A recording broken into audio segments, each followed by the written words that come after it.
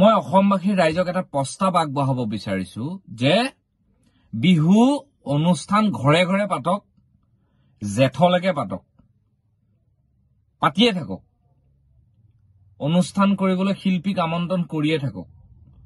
মই অনুৰোধ কৰিছো, লাগে বহুত বিহু অনুষ্ঠান লাগে, বহুত লাগে, তাৰমানে চুবুৰীয়া লাগে। এখন জিলাত 10খনমানকৈ কেন্দ্ৰীয় ৰঙালী বিহু লাগে। মই বেয়া কৈছো নেকি, ভুল কৈছো নেকি? মই ভুল কোৱা নাই চাগে। যদি অসমত 70টা সংগঠন আছে, 75খন এক্সট্ৰা তেনেকুৱা এখন বিহু হ'ব লাগে। বাকি জাতি জনগোষ্ঠী মিলাই যিমান আছে সবৰে এখন এখন বিহু লাগে। লাগে, বহুত গুৰুত্বপূৰ্ণ কথা এইবিলাক।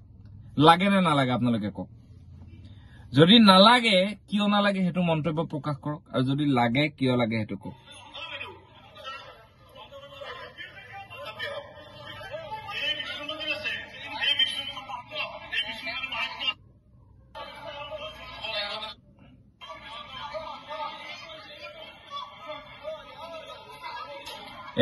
এইবিলাক বিহুৰ মঞ্চত কালি বন্দিতা বৰুৱা নামৰ এগৰাকী কণ্ঠশিল্পী কাজিয়া হৈছে, তাৰমানে পইচাক লৈ কিবাক লৈ।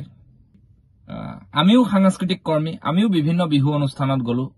এপ্ৰিলৰ মাহটো, বহাগৰ মাহটো বিহু পাতিছে, দুই এখন ধুনীয়াকৈ পাতিছে। এখন এখন ডিষ্ট্ৰিক্টত বিহু লাগে, তেনেকুৱা মঞ্চ বিহু যিহেতু আৰম্ভ হৈছে, মই তাক সমৰ্থন কৰো। শিল্পীসকলো চলি থাকিব লাগিব। সেই বুলিয়েই এখন এখন জিলাত 30-40খনকৈ যদি বিহু হয়, সেই জাতিটোৱে কেতিয়া নিজৰ জাতিৰ কথা চিন্তা কৰিব পাৰিব? আলুৰ দাম বাঢ়িলে কালি, চাউলৰ দাম বাঢ়িলে। আমি শংকৰী মানুহ, ব্ৰইলাৰ চয়লাৰ নাখাওঁ, সব ব্ৰইলাৰ খোৱা সকলৰ কাৰণে দুৰ্ভাগ্যজনক কথা। ব্ৰইলাৰৰ দাম বাঢ়িলে, পিঁয়াজৰ দাম বাঢ়িলে। এইবিলাকত মাত মাতিবলৈ কোন আছে? কোনো নাই। মই মাতিলে এতিয়া মোক ভাবিব মই কাৰোবাৰ বিৰুদ্ধে আচৰণ কৰি পদবী নাপাই ওলাই অহা কিবা কিবি বহুত কিবা কিবি লিখিব। মোক উত্তৰ দিয়ক যে এই যে মঞ্চত ইমান ধুমধালি হয়, মঞ্চত এই ৰাতি আগতে 12টা বজা আগলৈকে কিবা এনেকুৱা এটা নিয়ম দিছিলে, সেইটোও উঠি গল।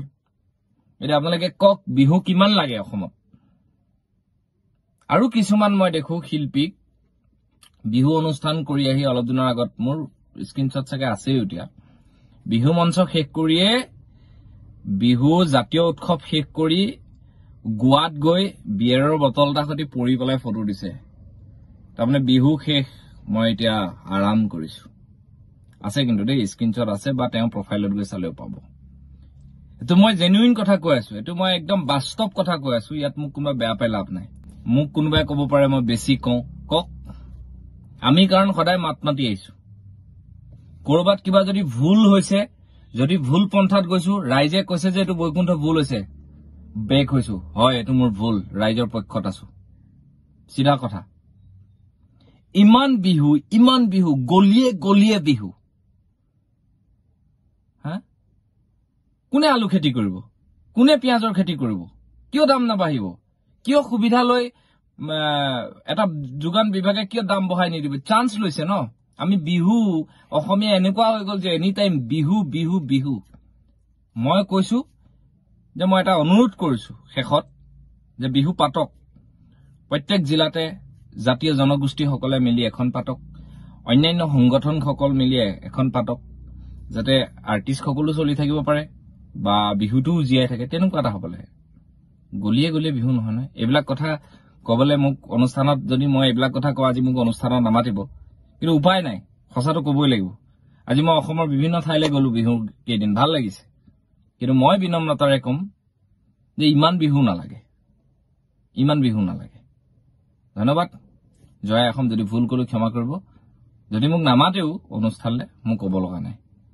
কিন্তু এটা অঞ্চলত যদি 20খনকে বিহু হয়, মই এতিয়া অলপ দিনৰ আগত গৈ আহিছো বিভিন্ন এটা অঞ্চলত, বিহুটো কিছুমানে পাতিছে, ভাল লাগিছে। এটা অঞ্চলতে 10খন বিহু পাতিছে, একো কবলগীয়া নাই। গছৰ তলত পাতিছে, ধুনীয়া লাগিছে, কি ধুনীয়া পৰিৱেশ। গামোচা দিছে, আমাৰ অসমীয়া শিপিনে দিয়া গামোচা, বোৱা গামোচা দিছে, কি মজা লাগিছে। সেনেকুৱা বিহু পাতক। ধন্যবাদ। জয় অসম।